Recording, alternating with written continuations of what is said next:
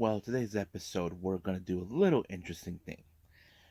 We're going to review the much recent events that took place on Sunday, around the same time as Stardom's All Star Queendom. We have Tokyoshi Pro Wrestling with Universe member show Pure Tokyoshi Pro Wrestling 8, which we had a very interesting main event, but also a wacky fun game. We also got, of course, GLEAT with G Pro Wrestling version 50, which features a lot of good matches. But however, in the main event, it features T-Hawk, who is our newly crowned G-Rex champion, is looking for a number one contender for his title. Then, of course, we have MLW with Underground Wrestling only featuring Battle Riot 5 to determine out of 40 men who will challenge for the MLW World Heavyweight Championship. Is a very long show, but nonetheless, it was good. And then, of course, we cannot forget AEW Dynamite, where we feature, of course, the international title on the line. We got the TBS title on the line and various other matches. And also a couple of news updates to tell what's been going on in the world of pro wrestling. So, let's get ready for another episode of Deleted Wrestle Zone.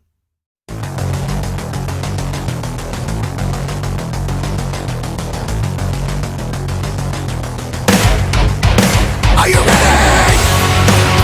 Get up, get up! Get up, get up! Get up, get up! Get up, get up! Get up, get up! Get up, get up!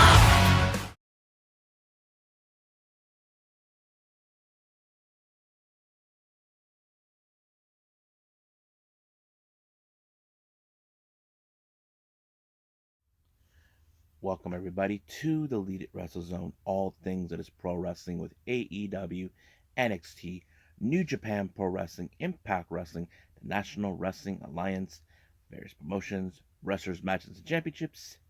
I am your host, Gerard here. So, let's begin with Tokyoshi Pro Wrestling with Universe member show Pure Tokyoshi Pro Wrestling 8. Now, this is a very fun event that they do every year where they do some wacky matches, wacky stipulations. Now, in the start of the show, they feature both, what's their name?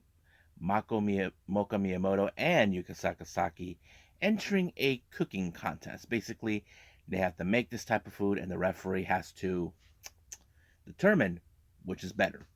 But it took much of the time, but I'm going to skip ahead to tell you guys anyway.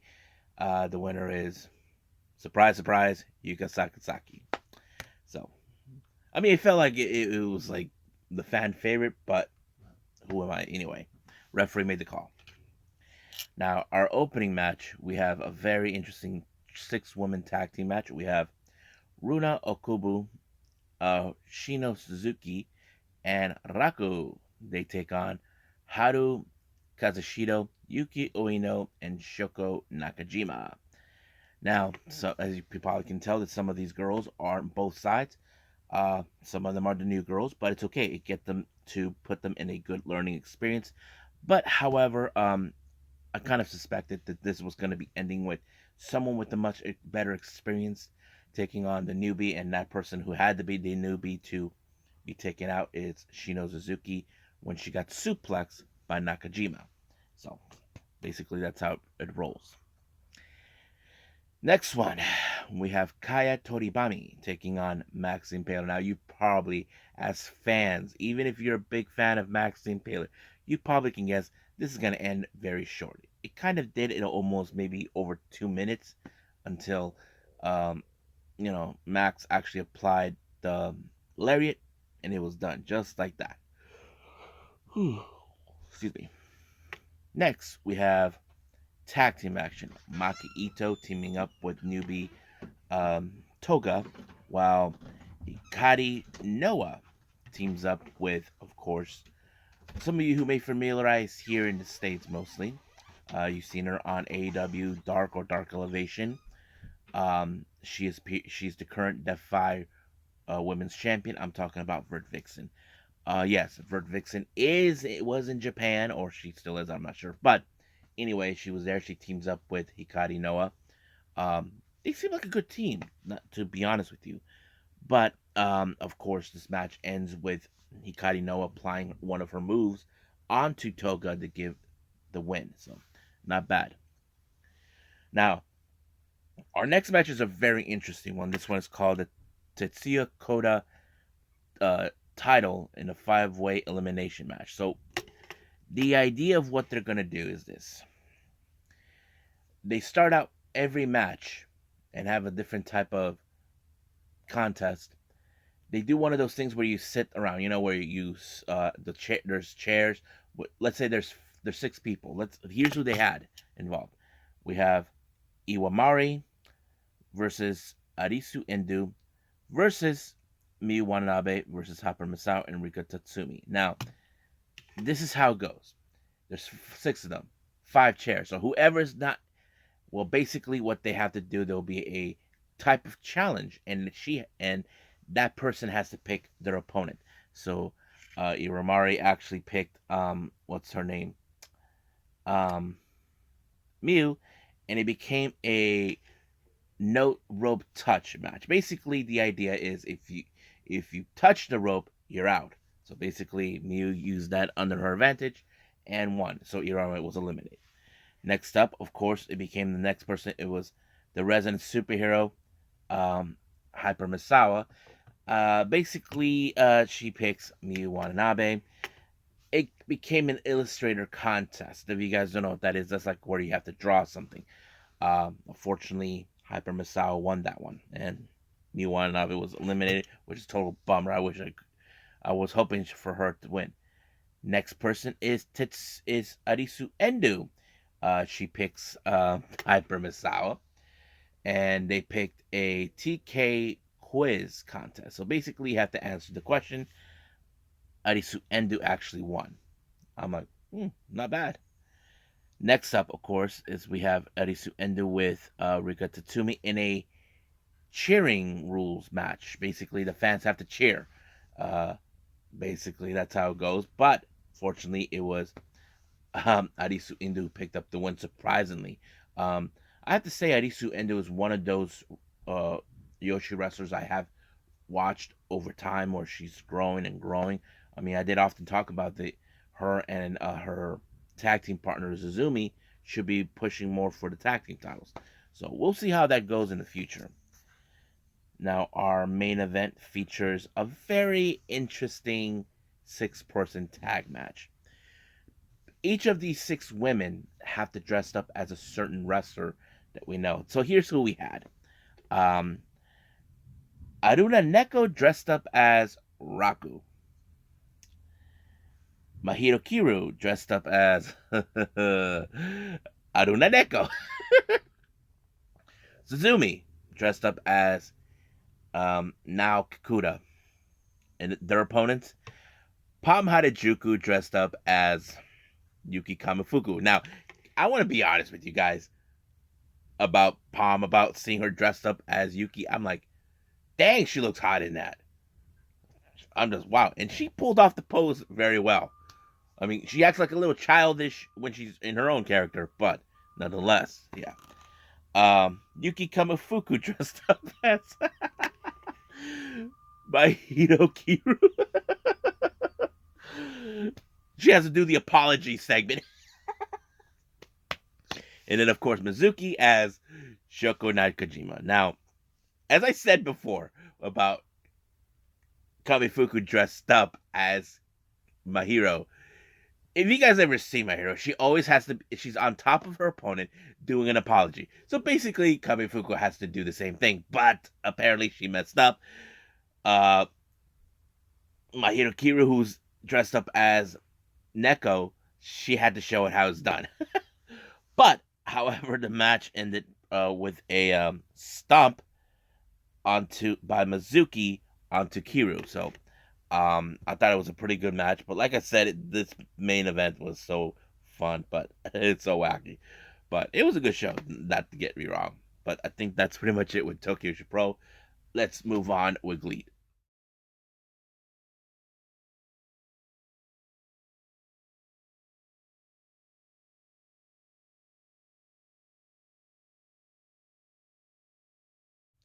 Okay, excuse me.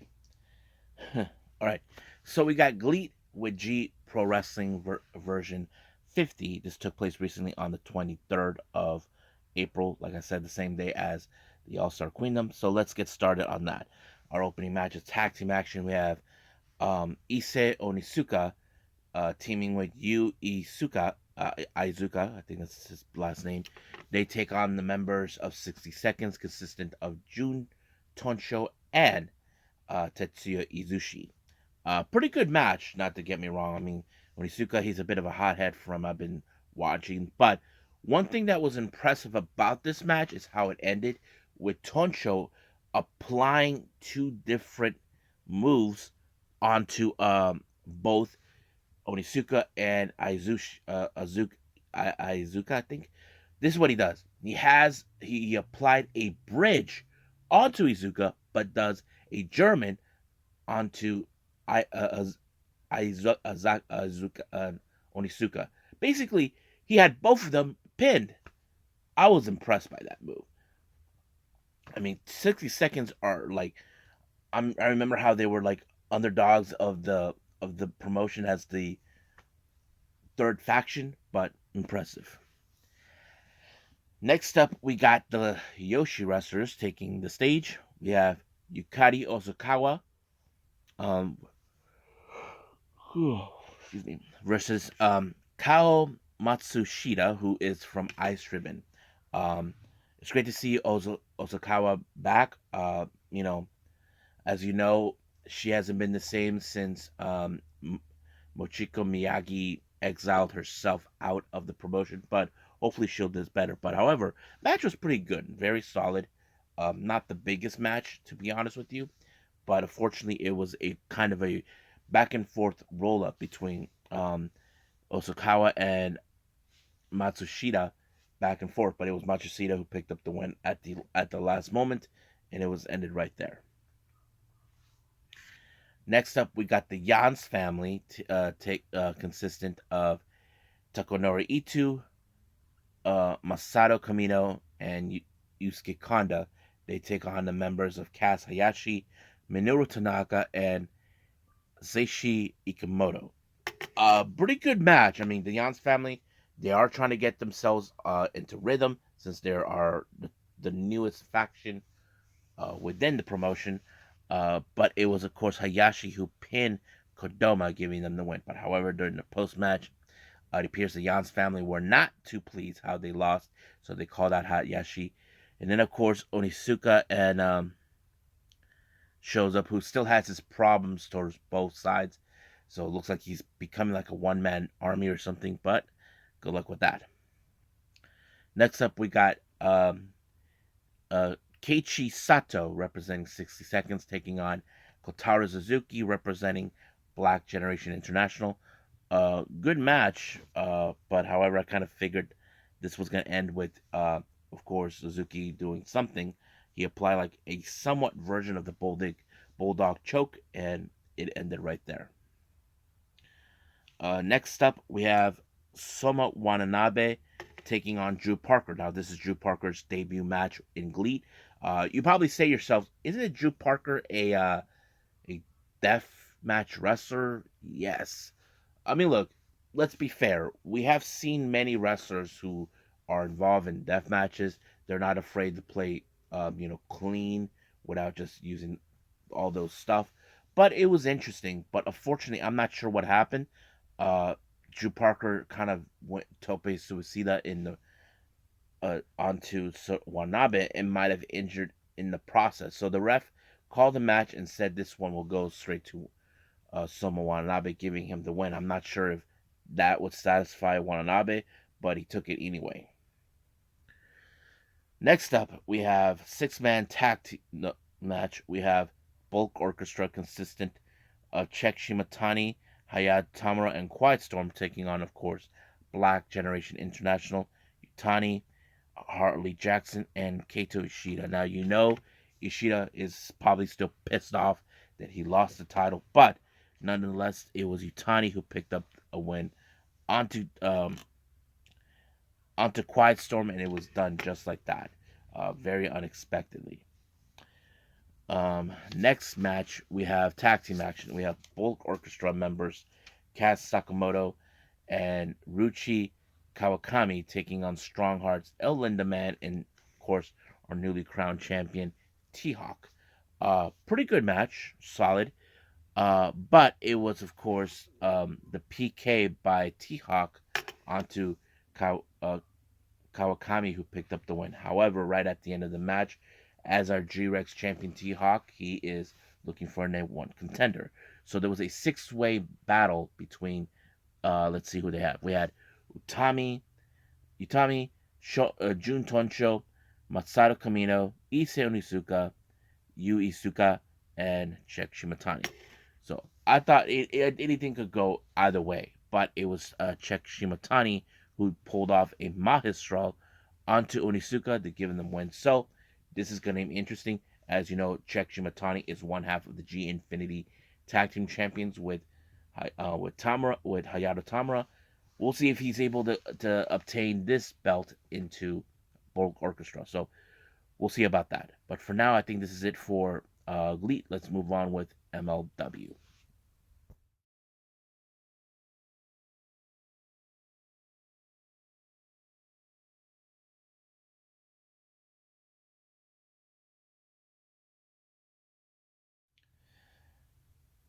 Okay, MLW Union Underground. They only had one particular match in this one, so it might be a shorter thing review here for everybody for this. This is the Battle Riot 5. Now, those who are unfamiliarized with Battle Riot, this is more like their version of the Royal Rumble.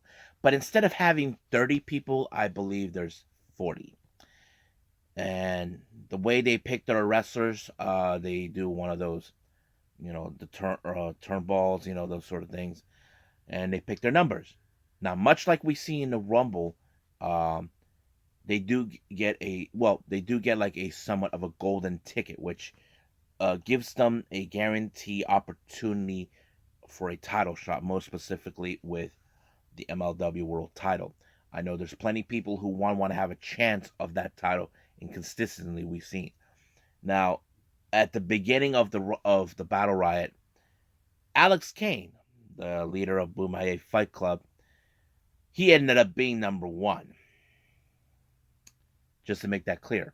Now, recently, Alex Kane he's been trying to weasel his way over time to get to the top. I mean, last year he stole the Opera Cup from Davey Richards, claiming that he earned the right to have the MLW World Heavyweight title, but despite the fact he did not win the Opera Cup because he was not even included. And not to mention, this year he and the rest of the Bumaye Fight Club are banned from the Opera Cup. Luckily, they got that back.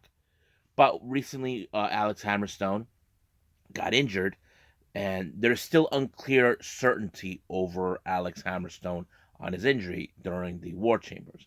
But Alex Kane was trying to determine to say, hey, just give me the title. That's how it is. So he thinks that everything must be given. But Court Bauer, who had enough of Kane's BS. But I'm going to skip ahead on this one because it was so interesting how it ended. Because Alex Kane, since he desecrated the Opera Cup, his final opponent he had to go throughout the entirety of the Battle Riot was Davey Boy Smith. Now, why did he go? Why did it end this way? Simple. Davey Boy Smith wasn't going to let Alex King get away for all the things he's done with the Opera Cup, disrespecting his family, disrespecting the UK, saying that, oh, nothing has come great about the UK. There has been some great UK wrestlers even to this day. If he doesn't believe that, go call Will Ospreay and see what he does.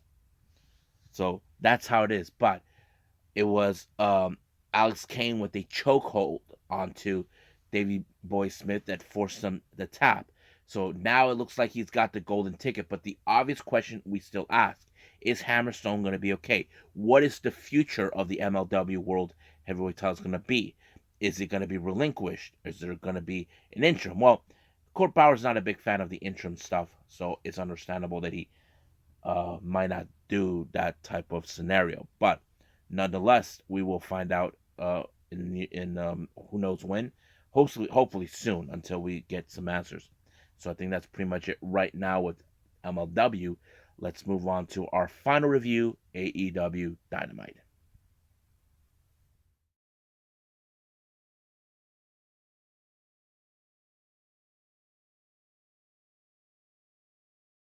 All right, AEW Dynamite. It opened up with the AEW International title on the line. Orange Cassidy defends the title against Bandito. Now, I know some of you saying we haven't seen Bandito for quite some time. Well, apparently, the reason we haven't seen him was because he had some visa issues, but everything worked out. He's back. We all are happy. I mean, let's be honest. Did we know this was going to be a good match? Yes. That we kind of predicted that this match was definitely going to end with Orange Cassidy to win. Possibly, but nonetheless, it was a good match until Orange Cassidy applied the beach break. And the best part is, he put the sunglasses onto Bandito. I mean, you know how Orange Cassidy is when it comes to people. I mean, he did the same thing to Katsuyori Shibata, but nonetheless, it was a lot of fun. Now, during an interview by Renette Paquette, Adam Cole, who is still pissed over the result of what happened last week with Jericho, making him watch while the Outcast beat the crap out of Britt Baker while he's handcuffed. He shows out, he's like looking for Jericho and all that. Even here comes Orange Cassidy and Bandito saying to Renee, "Did you see what happened?" Basically, she kind of shoved or said about what happened to Adam Cole and all that. I don't know what the significance was that all about, but nonetheless, yeah. Now, this next match is between Jeff Jarrett and Dax Harwood. Look, here's the problem I see how the story goes. Jeff Jarrett, who thinks he declares war against anybody, but they're trying to pretend that Mark Briscoe should be by their side. Look, Mark has shared a lot of good memories with FTR, along with his brother Jay. But I figured this was going to go into a feud because we know that Jarrett and Lethal had targeted the AEW tag team titles before with the Acclaim, and they were unsuccessful. And now, because that if an idiot Sanjay Dutt got involved, make sure that Dax Harwood loses the match, but he was able to kick out. But Jeff Jarrett was able to try to provide the stroke to win the match. But the obvious thing is, does this will lead to tag team titles? I hardly doubt that the FTR is going to lose the tag team titles like that, but we'll see how that goes. Now, there was a big announcement that Tony Khan announced. We had no clue what's going on. Some people say this could overshadow what would happen with WWE, but I like to say this is more exciting news, and it would make sense. Tony Khan announced the return of the Owen Hart tournament.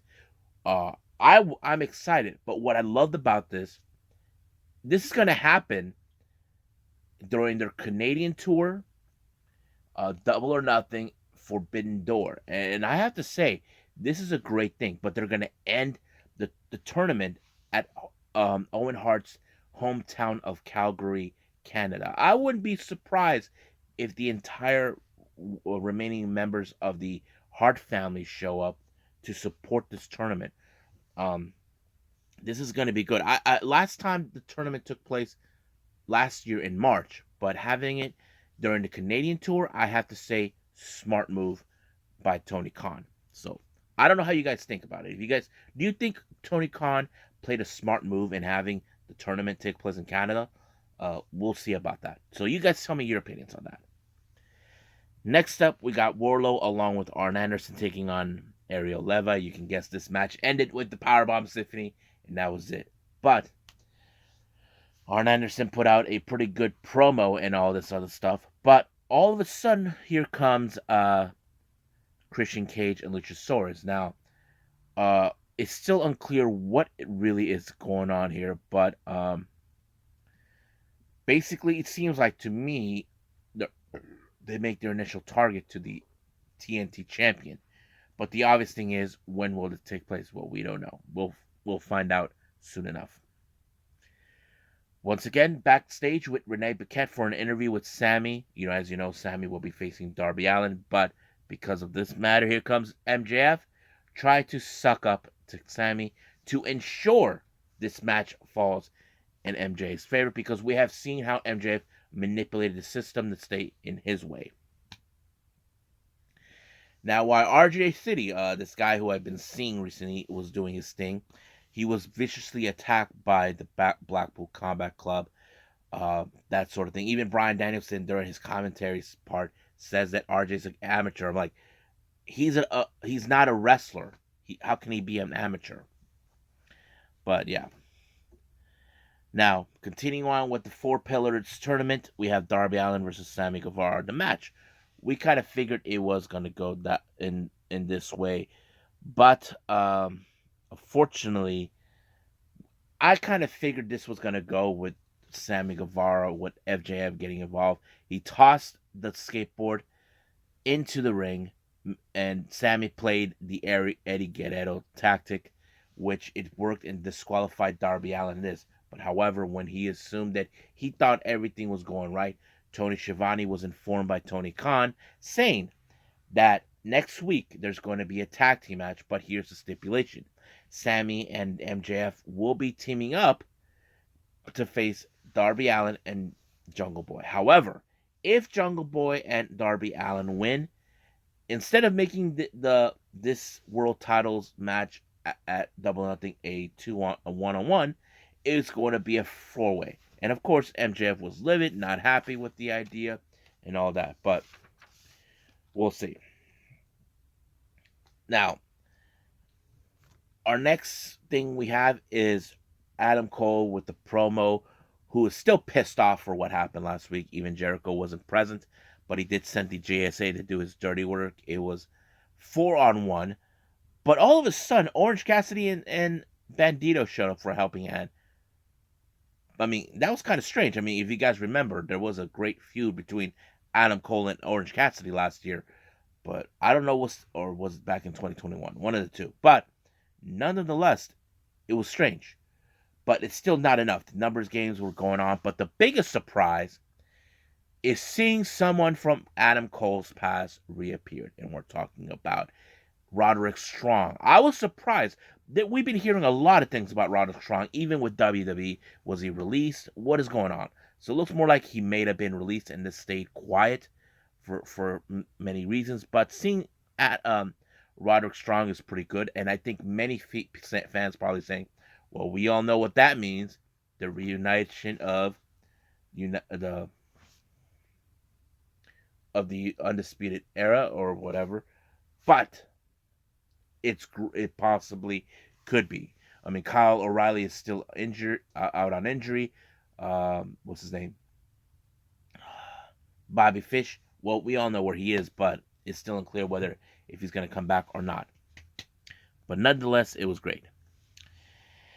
Now, QTV are not currently in a good state of mood because of what happened. Hobbs lost the TNT title. Aaron Solo got thrown through a table. QT got his ass whooped by Arn and, of course, Penta. But Hobbs is not a happy camper, so basically QT told him that his word is his bond, and then he said this Plan B. Now, we don't know what Plan B is, but if I had to guess, maybe they're going to take it up a notch. I'm not sure, but we'll see. So now, Britt Baker, as you know, she is out. She's pissed. Same thing with Jamie Hayter. So now it becomes clear that they declare war against the Outcast. So we'll see about that. Now, our main event, before it starts, Bryan Danielson shows up and goes to the commentary section. We have Konosuke Takeshita and Kenny Omega taking on the Butcher and the Blade. I thought the match was pretty good. You know, it was pretty amazing. I mean, I remember there's a footage I saw recently with Takeshita teaming up with Tetsuya Endo, taking on Kenny and Kota Ibushi. I don't know if we could see somewhat of a difference maker on that, but nonetheless, it was good. But it was, of course, a powerful knee strike by Takeshita onto the Butcher to pick up the win. And then, of course, here comes Bryan Danielson with his usual things, calling the Elite the amateurs.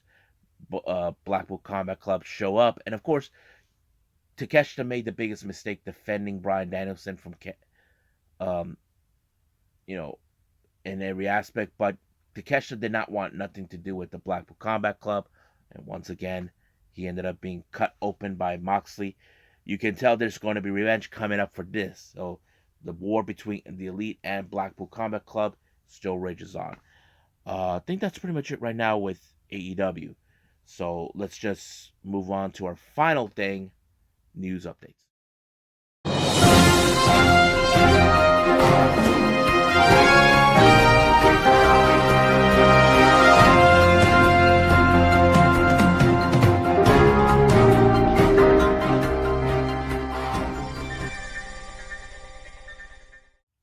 Okay, so welcome to our news updates. So this is what we have. Now, all guys who don't know, we have seen wrestlers who were in New Japan Pro Wrestling have appeared before then to other promotions such as All Japan Pro Wrestling. Tetsuya Naito, who hasn't been there since 2000 something.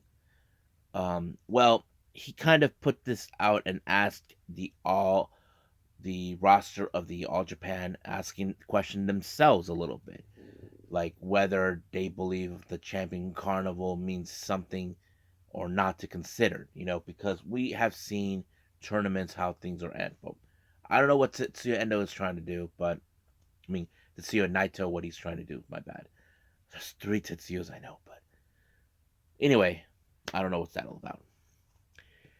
Interesting new. I know there's gonna be a lot of WWE loyalists who are gonna be butthurt over this when you might have heard of it, because by the time this video is out, some of you are probably pissed, questioning why. Well, you may have heard the news. Trinity Fatu is going to be making her Impact Wrestling debut during tapings this Friday. Now, we know that there's been interest of having her go to Stardom and all that, but they do value her talent. But the problem that they have is, the financial resources. They don't have the same kind of financial resources that New Japan has. But nonetheless, we can say that maybe Trinity Fatu going to Impact is going to work out pretty well for her. But performance-wise, we just got to wait and see until we see her debut happen. So we'll see about how that turns out. Now, speaking of WWE, Jacob Fatu has recently went out saying that he would like to join the Bloodline. Now, there is no secret that many members of Jacob Fatu's family are in WWE, and I'm sure Fatu would be a perfect fit for the Bloodline, but he right now Fatu says that he's leaving this in the hands of God. See what would happen. I mean, if WWE are interested in him, we'll just gotta wait and see how that turns out. Now, in one of the previous episodes with the news updates, I talked about this new promotion called Spark Joshi Puruso of America. Recently, I did mention that, of course, in LA, Ram Kaicha will be making her debut. However, another debut will be happening, but not in the LA show, but mostly in Newmark, New Jersey, for the Ignite East on the 11th of June. Saki will be making. This is a total bummer. I wish she should have come to the LA one. I would have loved to gone to take a road trip to LA to see this show, but we'll see. Now, recently, because of this promotion making its word, some people are doubting that this is going to happen because they think this is all a scam. Now, we haven't heard anything yet. Until then, we'll see what happens. Now, as you know, recently, Sareee, who went by Sareee in Japan, as you know, parted ways from the NXT. However, people continue to call her by her ring name, Sareee, but she'd rather be called Sareee now. So basically, she's telling fans, leave that in the past. Promotion Strong Style Pro Wrestling has announced for a new tournament for the women's tag team titles. This will take place in Corkin Hall on 3 separate days, on June 8th, August 30th, 31st, and December 7th. Now, Strong Style doesn't actually, operate a lot, but they do shows when they can. But they did announce who will participate in this tournament. Let me pull that out for everyone so we can get through it. This is who we have. We have Jaguar Yokata and Megumi Yabushita. Their opponents will be Dark Panther and Dark Cheetah. Of course, we have Tai Hamna teaming up with Miyuki Takase. They take on Izuki Aoki. Their opponents will be Nana. Oh yeah, will be taking on Izuki Aoki and Kakeru Sekiguchi. Then we have Ayako Sato teaming with Kazuki. They take on Tiger Queen and Haruka Umasaki. And of course, we got Dark Tiger with a mystery partner X. They take on Saki and Riko Kawahara. So that's going to be interesting. Um, as I said, these will take place in Korakuen Hall starting on the 8th of June. Then there's another one on the 31st of August. And then, of course, December 7th. So it's going to be a long wait till we crown new tag team champions. Now, our final updates here is the GCW stuff. So this is what we know. On the 11th of May, we have, of course, Fight Night. It's been announced that the Spanish announce team will be in action to take on, what's their name? Wasted Youth. That's going to be a good match. The Way I Am, that will take place on May 20th. It was announced that, of course, Lufisto will be making her presence there too. The I Can't Save You event on the 22nd of May, it's announced there's going to be a match set up. It's Blake Christian versus Trey Miguel, so that's going to be good. Now, a brand new show is announced for on the 17th of June. Zack Sabre Jr. will be making his presence, and so is Maki Ito. So I'm looking forward to this show to watch, but we'll see who else will participate. But until then, I think this is it for now for every news update we have. So let's just call it a day. Well, I hope everybody enjoys this episode. Coming up, as you know, we got Impact Wrestling and possibly Ring of Honor. I haven't decided if there's anything else going to happen, but I did hear there's going to be more of Road to Wrestling Dondaku. I'm looking forward to that. If I have time, I probably may have to do what's remaining review of the GCW events that I haven't catched up yet. For the GC Collective, the only things I got left is the World on Lucha and, of course, Effie's Big Gay Brunch. And then, of course, we got the other ones recently came out. We'll get to those as soon as possible. But for now, this is what I'm going to be saying, what I had to say towards the end. But I'll see you guys in the next DWZ time. Same DWZ channel. I must bid all of you adieu. So, goodbye. Mwah.